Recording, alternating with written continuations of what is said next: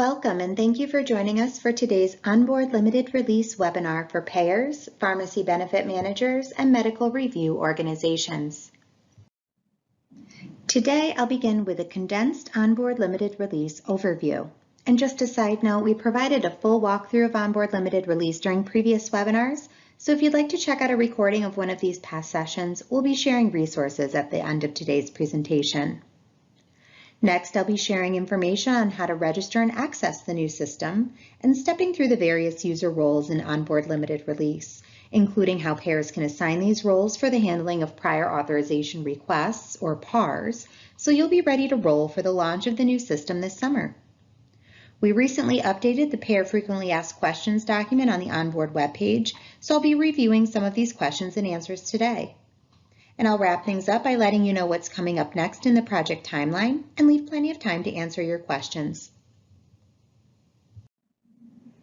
This multi-year project initially began in the summer of 2019, with the full system being available in 2023. But we identified opportunities to implement some early process improvements and functionality sooner in what we are referring to as OnBoard Limited Release.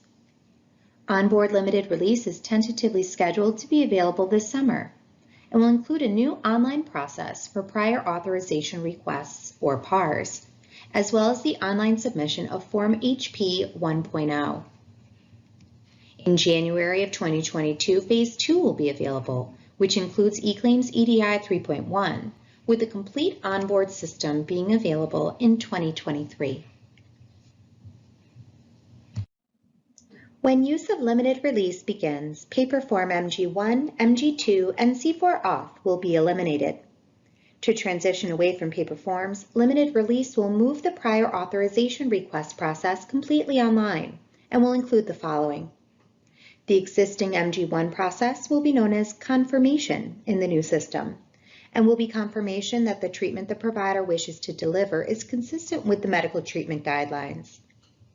MTG variance requests will replace the attending doctor's request for approval of variance and carrier's response, Form MG2. The Special Services PAR includes the 12 medical treatment guideline-related requests previously done using C4 auth. The non-MTG over $1,000 PAR will be used for non-MTG treatments costing more than $1,000. There will also be a PAR for non-MTG treatment costing $1,000 or less. OnBoard Limited Release will also include medication PARs, as OnBoard Limited Release will be replacing the current drug formulary prior authorization request process. And just to note that medical marijuana requests will now be done via a medication PAR in the system. Part of OnBoard Limited Release will be the introduction of a durable medical equipment, or DME, fee schedule. Certain types of DME will require prior authorization. And similar to the current drug formulary prior authorization process, all completed PAR submissions will be transferred to the case folder in eCase for viewing. I'll start by providing an overview of the process that the provider will go through to submit a PAR, so you can be aware of how this process works from start to finish. First and foremost, all users will need to register for the medical portal to access OnBoard Limited Release if they don't already have an account. We'll walk through the details of this process in just a few slides. To submit a PAR, a provider would log into the medical portal to access their OnBoard Limited Release dashboard. This dashboard serves as a home page in the OnBoard system, where users can sort the information by column to view the status of PAR submissions in progress and submit new PARs. To submit a PAR, healthcare providers or their delegated staff will select Submit an e-form at the top of the dashboard. The first step will be to conduct a case lookup and then continue to enter the requested information. The system will automatically detect the type of PAR a provider is attempting to submit based on the information being provided, such as CPT code, MTG site, body part information, and whether the requested treatment is consistent with the medical treatment guidelines. Reference documents can also be attached, such as medical records or progress notes. There will also be the ability to add additional PARs on a single submission. For example, a provider may want to submit PAR requests for lumbar fusion, post-surgery physical therapy, and a back brace, which can all be added and requested via a single submission. The only exception is for medication PARs, which will need to be submitted as individual separate PARs for each medication being requested. The PAR is then submitted to the insurer. Insurers will begin their response to PAR submissions by clicking on the PAR ID link for a specific PAR shown in their dashboard. In this example, the PAR selected was for durable medical equipment, and a series of items is shown regarding the PAR, including the body part, the associated medical treatment guideline, HCPCS code, and the Level 1 insurer response. The insurer will place in their response, and in this example, they will grant and answer the series of questions shown. The insurer provides details denoting whether the claim is apportioned, the amount or percentage covered, the insurer name, and the title of the reviewer, and continue the submission. If this PAR was denied or granted in part, it would escalate to a Level 2 review. And a quick reminder of who Level 1 and Level 2 reviewers are. A Level 1 reviewer can be anyone designated by the insurer, and a Level 2 reviewer must be the insurer's physician, being a licensed MD or DO. The next step for an insurer would be to upload any supporting documentation needed, such as clinical studies or other medical treatment guidelines, before reviewing and submitting a response to the PAR. To end our system recap, let's navigate the review process for a submitted prior authorization request. First, the provider will submit their prior authorization request in OnBoard limited release. The PAR will begin with the insurer's Level 1 review, and the insurer's Level 1 reviewer will either grant in part, or deny. If it's granted, it will go back to the provider for treatment or prescription to the injured worker. If the Level 1 reviewer grants in part or denies the PAR, it will be automatically escalated to a Level 2 reviewer, and the Level 2 reviewer will grant in part, or deny. If the Level 2 reviewer grants, it will go back to the provider for treatment or prescription for the injured worker. If the Level 2 reviewer denies or grants in part the PAR, it will navigate to the Level 3 review by the board's medical director's office to grant in part, or deny. The Level 3 review will go back to the provider, whether it was granted in part, or denied. Medication requests are an exception to the auto-escalation process for the other PAR types. If a medication request is denied at the Level 1 review, it will go back to the provider, and the provider will have to submit a request for a Level 2 review. Now that you're familiar with how OnBoard limited release will work on a high level, let's review what you need to know to get access to OnBoard limited release, an early step you can do today and prep for the system being available this summer. Who already has access to OnBoard limited release? Let's start with the payers. For claim administrators, meaning insurer, self-insured entities, or third-party administrators, access to OnBoard limited release is granted using organizational profiles based on eClaim's trading partner information, similar to the drug formulary administration used today. The online user administrator for the medical portal will automatically be granted access to receive PAR notification emails, add PAR workload administrators, add PAR Level 1 and Level 2 reviewers, and add additional user administrators. This can be done using the Medical Portal Administrator login page on the board's website. Existing Medical Portal users will continue to use their same ny.gov ID and password. Now let's move on to the medical review organizations. A payer may designate a medical review organization to review their PARs.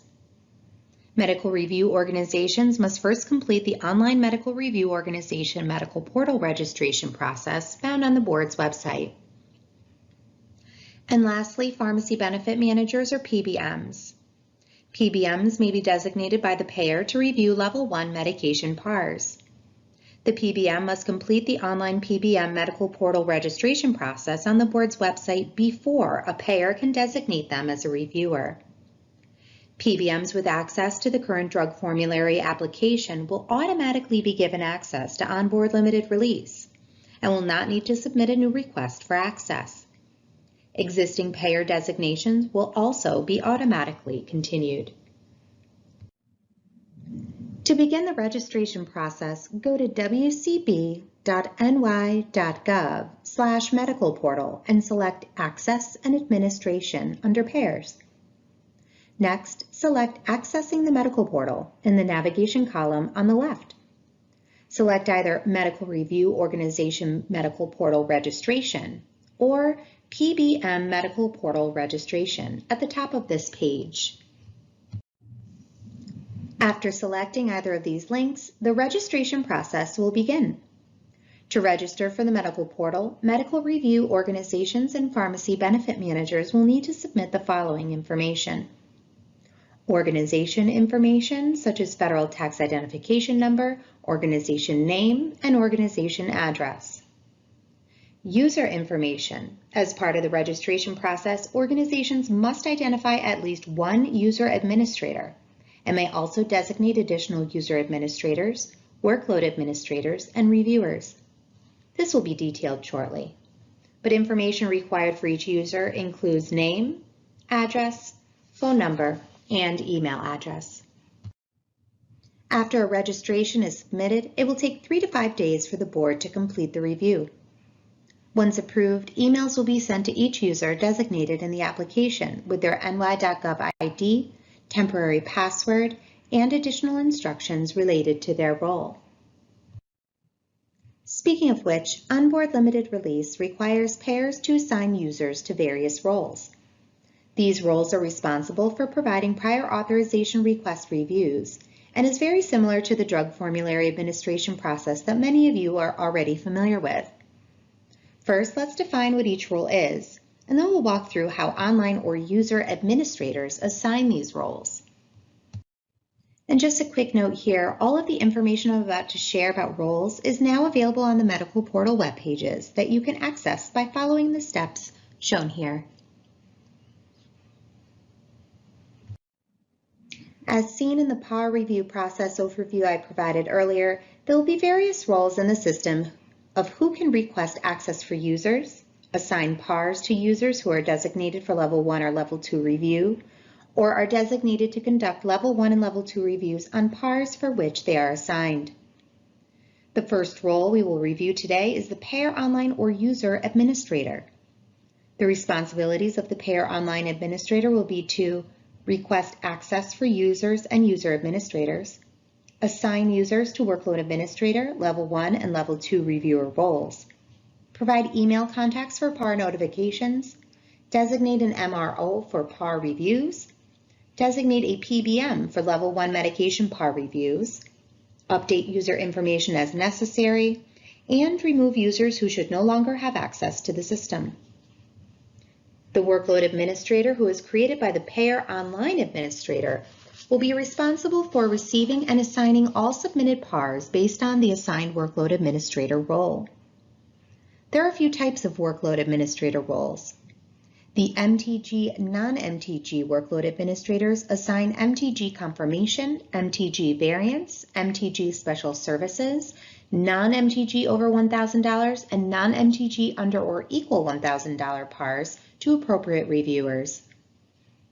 Medication Workload Administrators assign medication PARs to appropriate reviewers. DME Workload Administrators assign DME PARs to appropriate reviewers. Workload administrators may have more than one role, and payers should ensure that there is a workload administrator for all PAR types. Workload administrators will change designated or delegated reviewers due to situations such as a delegate being absent from work or a change in a delegate's role within the organization. PBM workload administrators will only be able to view medication PARs. Next, we'll review the responsibilities of the Payer Level 1 and Level 2 reviewers. Level 1 reviewers are responsible for the PAR review performed by the payer or can be delegated to a medical review organization or pharmacy benefit manager for medication PARs. This role will be designated and assigned Level 1 request by the Payer Workload Administrator. There is a Level 1 reviewer role for each PAR type. Level 2 reviewers are responsible for the PAR review performed by the insurer's physician or can be delegated to a medical review organization or MRO.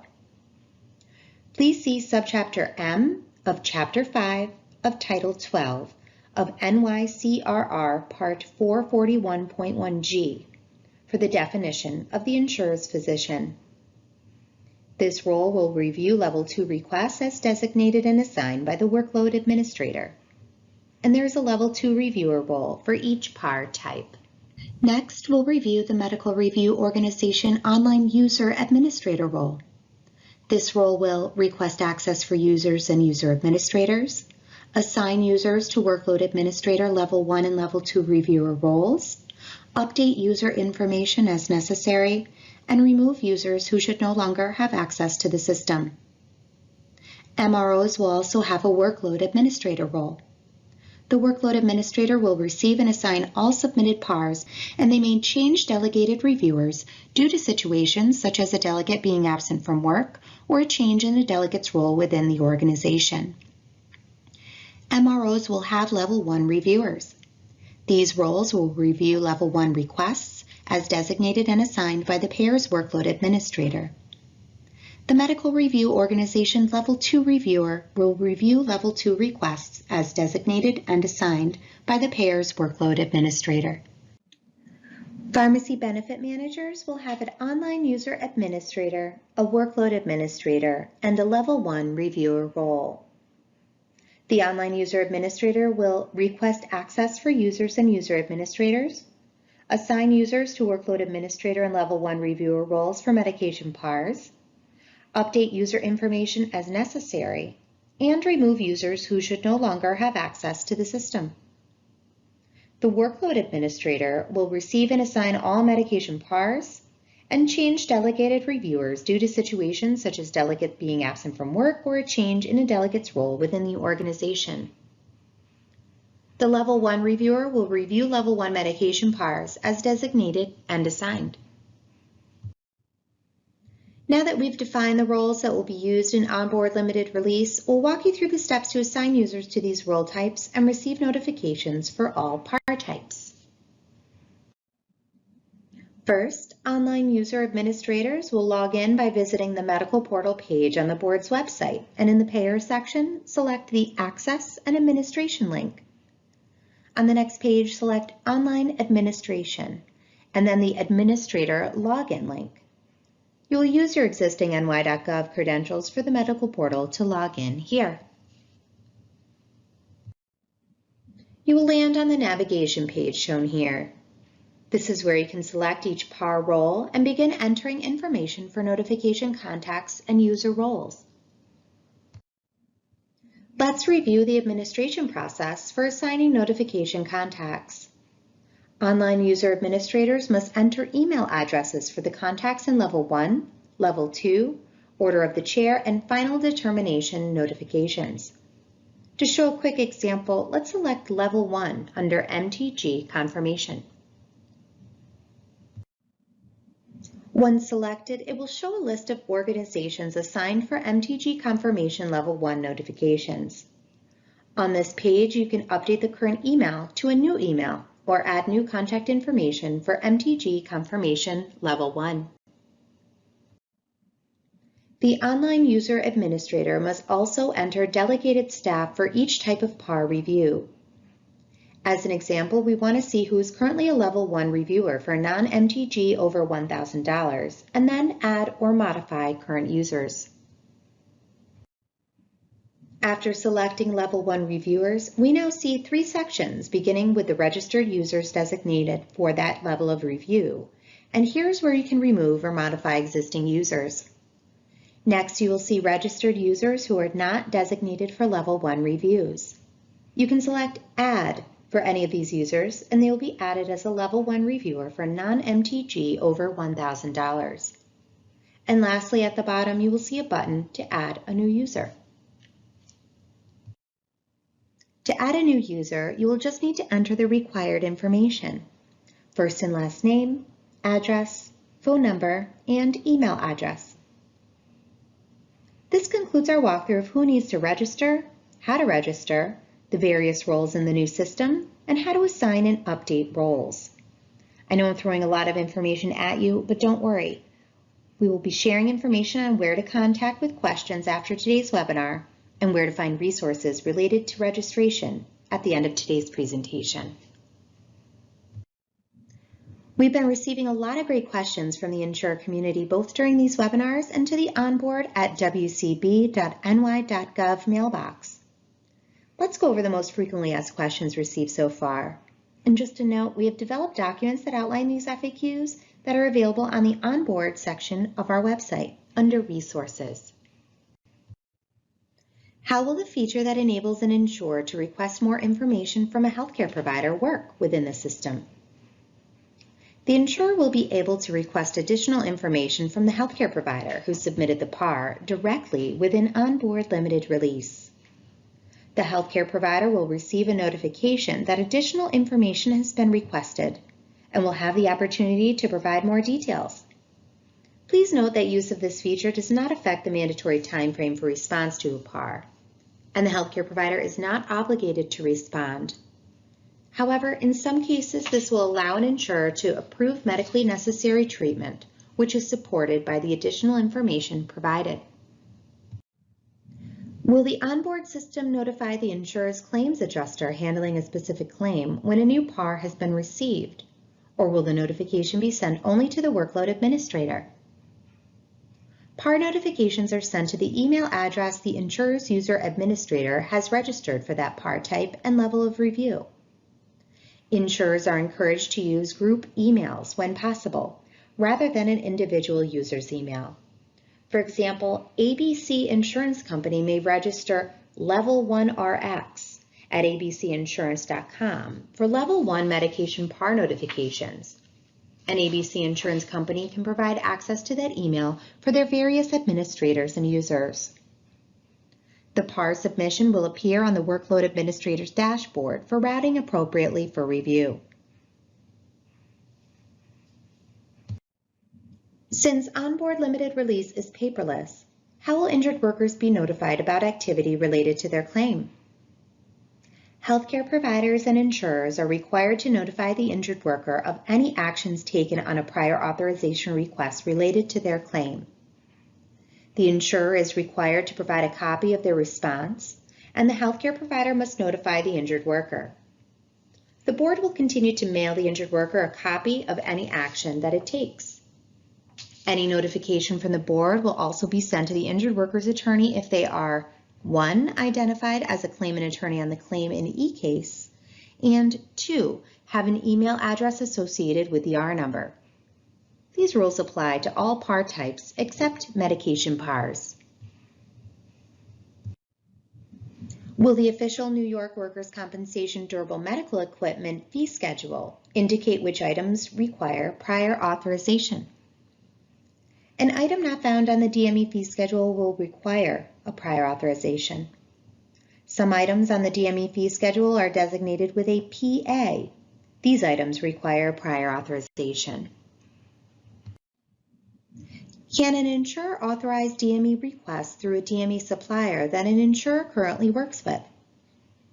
The insurer may not require the injured worker to use a specific DME supplier just because they are contracted. They may, however, approve an identical line item at a lower cost, but will be required to provide 2 vendors, including contact information, where the injured worker may obtain the comparable item at a lower cost. How would an insurer request an IME or record review in OnBoard Limited Release? An IME can be requested during either Level 1 or Level 2 review. The updated time frame for response to the PAR will be calculated from the PAR submission date, regardless of whether the IME request was made during a Level 1 or Level 2 review. Can an insurer determine whether an IME is needed during a Level 1 review, or must that determination be made by the Level 2 reviewer? Notification that an IME is required is only necessary for MTG variants and MTG special service PARs. This notification can be made by either level. If a PAR is denied or partially approved during the Level 1 review, is it automatically escalated to a Level 2 for review, or does the treating healthcare provider need to request a Level 2 review? For all PAR types except medication, if the PAR is denied or granted in part for medical reasons at the Level 1 review, it will automatically be escalated to a Level 2 review. For medication PARs, the healthcare provider will continue to be required to request a Level 2 review. If a PAR other than medication is denied for administrative reasons, it will go back to the provider and will not escalate to a Level 2 review. The injured worker or their attorney may submit a request for further action, Form RFA 1LC, to request adjudication regarding the administrative denial. If a medication PAR is denied for administrative reasons, the provider can request a Level 2 review. Will utilization review organizations access OnBoard limited release and be able to have their own workload admin? Utilization review organizations hired by a payer will be able to access OnBoard limited release directly if the payer has set them up with access. Utilization review organizations will see and be able to take action on prior authorization requests assigned by the payer's workload administrator. In other cases, the utilization review organization will work directly with the payer according to the payer's processes. What happens to in-flight drug formulary requests? When OnBoard limited release launches, any authorization obtained before the OnBoard limited release effective date will be valid, and a new authorization won't be required for something already authorized. Any new authorizations received after the OnBoard limited release effective date will need to go through the new OnBoard system. For in-flight requests, if the authorization request is submitted prior to the OnBoard limited release effective date and the time frame for response has not expired, the request will be migrated to the new system and completed in OnBoard. Can different contact email addresses be designated for each notification type? Yes. Payers can associate a different email address for Level 1 versus Level 2 requests for each of the PAR types if desired. That wraps up the latest FAQs, but there are a few other updates I'd like to share related to OnBoard limited release. In addition to the DME fee schedule, as we move closer to OnBoard limited release being available, the board has made the decision to implement some other initiatives concurrent with the release of the new system this summer. The deadline for prescription drug refill compliance has been shifted to launch alongside OnBoard limited release. And as a reminder, the drug formulary as it currently stands will be replaced with the implementation of OnBoard limited release that will include the medication PAR process. The medical treatment guidelines listed here will also go into effect when the new system is available.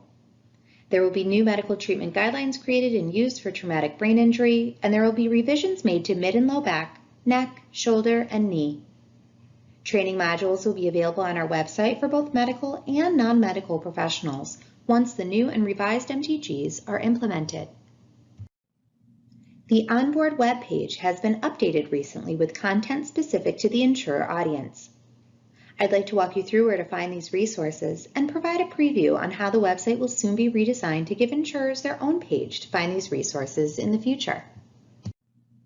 As previously mentioned, the OnBoard webpage has been updated with new resources for insurers.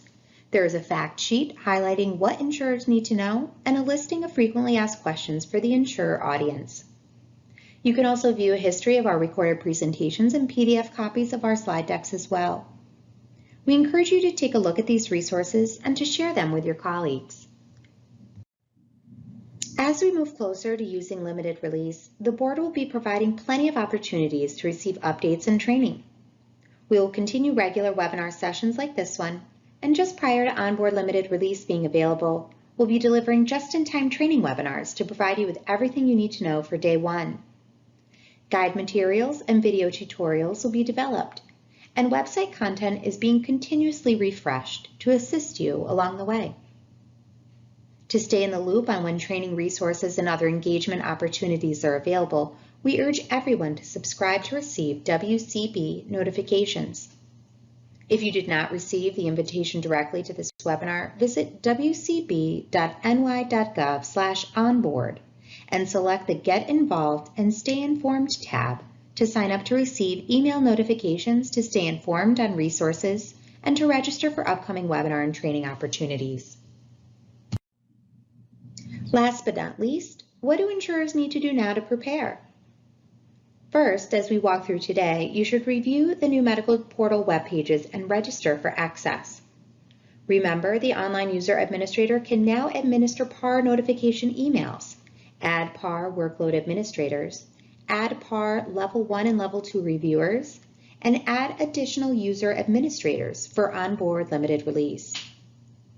You should conduct a review of any current systems and procedures to identify potential impacts. After going live with OnBoard limited release, the board will no longer be using paper for PARs, so please ensure your procedures are in place for day one.